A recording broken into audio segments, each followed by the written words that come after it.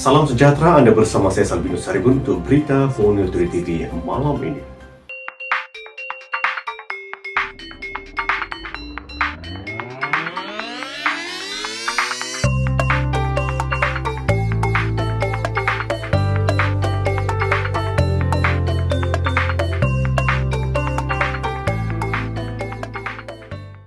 Ketua Menteri berkata persiapan rapi perlu dilakukan terlebih dahulu sebelum Perintah Kawalan Pergerakan Bersyarat PKPB dilaksanakan di Sabah.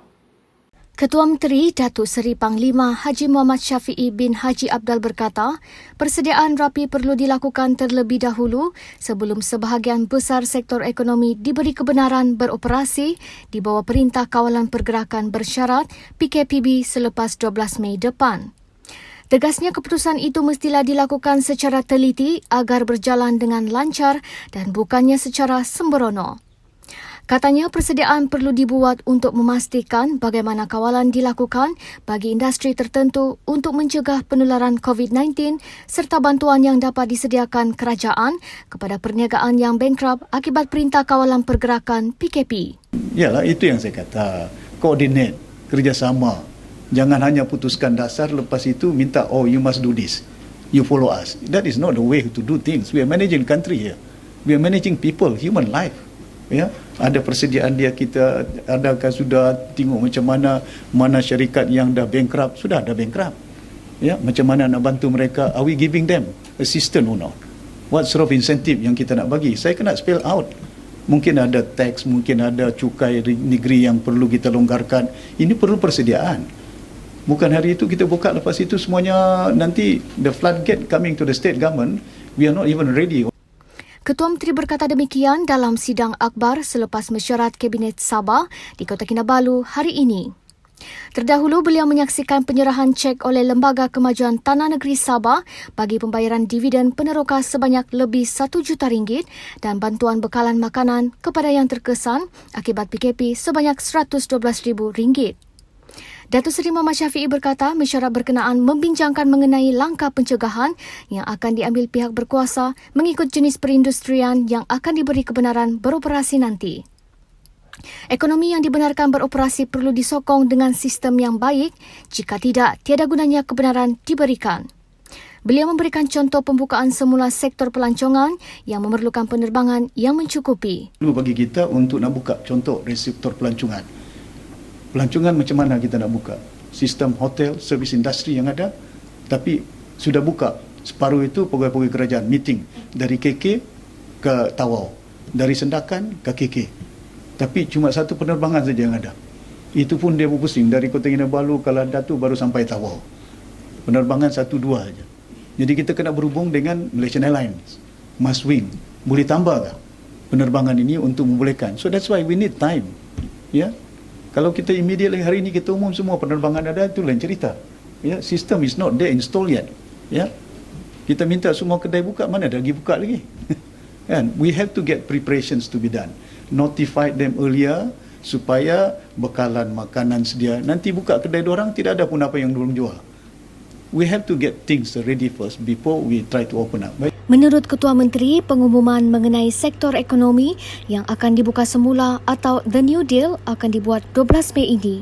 I will spell out dalam 12 hari bulan nanti langkah-langkah kerajaan negeri yang akan lakukan. I call it The New Deal, ya, untuk mengurus tadbir dari segi keadaan ekonomi di peringkat negeri Sabah. Ketua Menteri berkata polis mempunyai kuasa memberi kebenaran 4 orang yang boleh berada dalam satu kenderaan seperti yang diumumkan Polis Sabah hari ini. Kawalan ketat bagaimanapun perlu bagi mana-mana kawasan yang sebelum ini dikategorikan zon merah COVID-19. Well, itu terserah dengan pihak polis lah. Ya, kalau polis segeranya mereka nak lakukan. Ya, tapi kita beritahu pasal kita ada merupakan kawasan yang agak tidak ada red area. Ya, tapi saya minta supaya perketatkan khusus di kawasan-kawasan yang mempunyai rekod red area. Ya. Mengenai pelajar Sabah yang terkandas di universiti masing-masing di Semenanjung dan Sarawak, ekoran Perintah Kawalan Pergerakan PKP, Datuk Seri Muhammad Syafiee berkata terdapat kira-kira 11,000 pelajar yang belum kembali ke Sabah. Sekarang ini saya dipahamkan tadi ada 11,000. Dr. Yusof baru pergi lapangan terbang. Ya. Tapi saya berharap kita perlu persediaan. Maka dengan itu kita laksanakan mengikut keupayaan negeri kita. Ada setengah-setengah tempat kita katakan peraturan yang ada, dia must be quarantine. Di pusat quarantine. 11,000 di mana kita ada tempat di Sabah ni? Ya. Sport kompleks yang paling besar 180 lebih saja. Kalau kita muatkan di situ tidak cukup.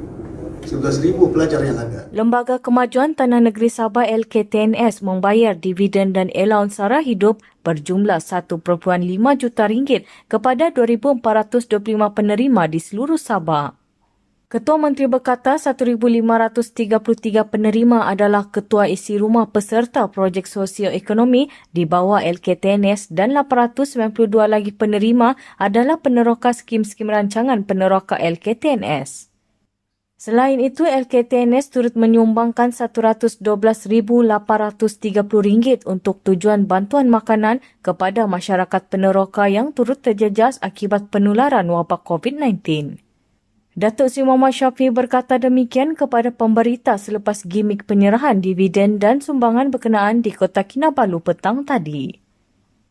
Turut hadir pengurus besar LKTNS Syahid Drul Arjodari dan beberapa ahli lembaga pengarah serta pengurusan tertinggi LKTNS. Jabatan Kesihatan Negeri Sabah JKNS tidak mampu menjalankan ujian saringan COVID-19 ke atas semua pekerja asing yang berada di negeri ini sekiranya ia menjadi prasyarat bagi membolehkan sektor ekonomi dibuka semula. Pengarah Kesihatan Sabah, Datuk Dr. Christina Rundi berkata, hospital-hospital kerajaan tidak akan menang tangan sekiranya pekerja asing diwajibkan menjalani saringan COVID-19 sebelum sektor ekonomi beroperasi semula. Katanya proses itu mampu dilakukan sekiranya dijalankan secara berperingkat. Sebelum ini, Menteri Kanan dalam kurungan kluster keselamatan, Datuk Seri Ismail Sabri Yaakob berkata, kerajaan mewajibkan pekerja asing di semua sektor termasuk pembinaan, perkilangan dan komersial menjalani saringan COVID-19. Baru-baru ini, sebuah portal berita melaporkan Sabah tidak mempunyai reagen mencukupi untuk menjalankan saringan COVID-19 ke atas 100,000 pekerja asing.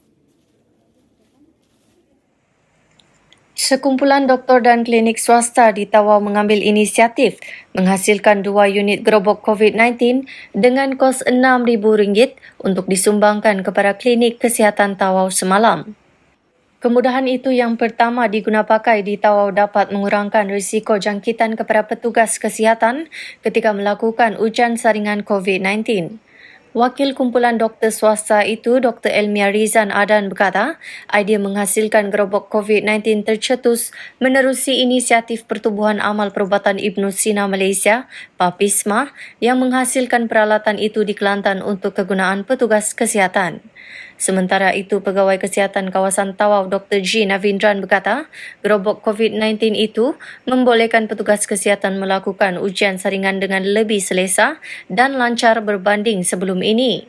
Kemudahan itu juga boleh digunakan untuk pengambilan sampel untuk pada masa akan datang selepas COVID-19 berjaya ditangani sepenuhnya. Peperiksaan awam bagi sekolah-sekolah di bawah kendalian Jabatan Hal Ehwal Agama Islam Negeri Sabah JAINS tahun ini ditangguh dan dibatalkan akibat pandemik COVID-19.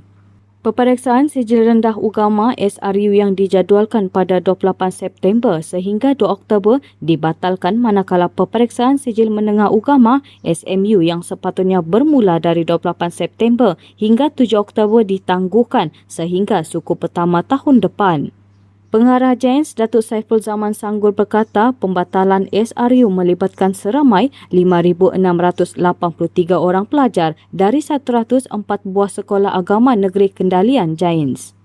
Manakala penangguhan SMU melibatkan 357 pelajar dari 6 sekolah menengah agama negeri di bawah kendalian JAINS. Menurutnya, berikutan pembatalan peperiksaan SRU, pelajar yang ingin masuk ke tingkatan 1 di Sekolah Menengah Agama Kendalian JAINS tahun depan perlu menjalani ujian khas. Jabatan Hal Ehwal Agama Islam Negeri Sabah, JAINS menafikan dakwaan berlaku penyalahgunaan dana masjid di Sabah. Pengarah JAINS Datuk Saiful Zaman Sanggul berkata inisiatif menggunakan tabung masjid bagi melakukan infak iaitu menyumbang bagi membantu meringankan bebanan masyarakat amat digalakkan dalam Islam. Maka tidak salah untuk jawatan kuasa masjid menggunakan dana sedia ada bagi membantu ahli-ahli karya masjid yang terkesan oleh pandemik COVID-19. Membantu golongan terkesan dengan pandemik COVID-19 ini. Cuti saja, dia orang sudah mula dia punya ini, dan kebetulan pula bila pandemik COVID-19 mereka terus melaksanakan. Dan alhamdulillah pelaksanaan itu kelas melalui guru-guru, melalui maya itu, dan berjalan dengan baik. Beliau berkata demikian dalam sidang media di Kota Kinabalu siang tadi.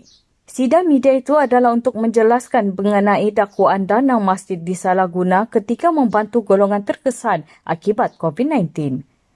Katanya sebahagian besar masjid di Sabah telah menggerakkan usaha menyampaikan bantuan kepada golongan sasar yang telah dikenal pasti. Tambahnya dana masjid yang digunakan hanyalah sebahagian dan bukannya keseluruhan dana. Bantuan yang diberikan adalah dalam bentuk barangan keperluan dapur seperti beras, tepung, minyak masak dan gula. Kita jaga kita, berat sama dipikul, ringan sama dijinjing. Sekumpulan 15 penduduk Mukim Mantop Ulu Kyulu mengambil inisiatif mengumpul dana untuk disumbangkan kepada jiran tetangga yang terjejas sepanjang tempoh Perintah Kawalan Pergerakan PKP. Hasil muafakat penduduk sebanyak RM4,000 berjaya dikumpulkan untuk didermakan kepada golongan ibu tunggal, orang kurang upaya, warga emas dan miskin tegar di mukim berkenaan. Penduduk kampung mengambil inisiatif ini sebagai tambahan untuk bantuan sumbangan Kerajaan Persekutuan dan Kerajaan Negeri. Kementerian Pelancongan, Kebudayaan dan Alam Sekitar Sabah kini dalam proses menyediakan pelan pemulihan sektor pelancongan yang dijangka dapat dilaksanakan seawal-awalnya penghujung tahun ini. Timbalan Ketua Menteri Datuk Christina Liew berkata, pelan itu merangkumi segmen pasaran domestik dan antarabangsa.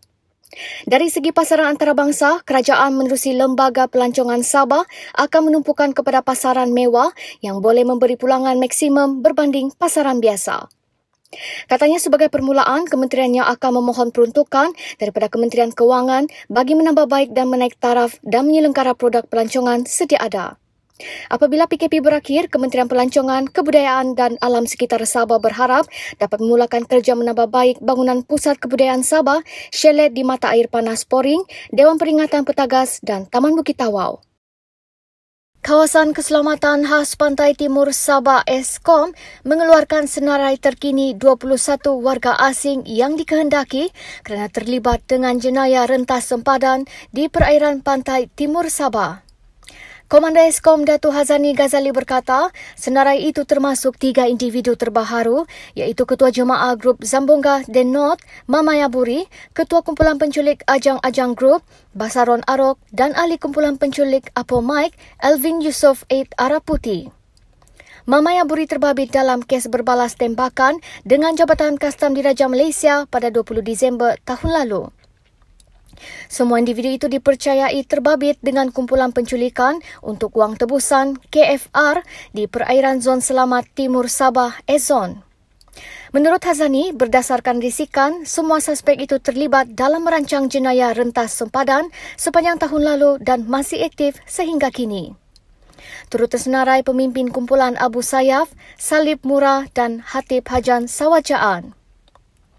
Idang susukan yang bertanggungjawab memenggal kepala tebusan warga Malaysia dari Sarawak, Bernard Ten, yang diculik di sebuah restoran makanan laut di Sandakan pada Mei 2015 turut tersenarai.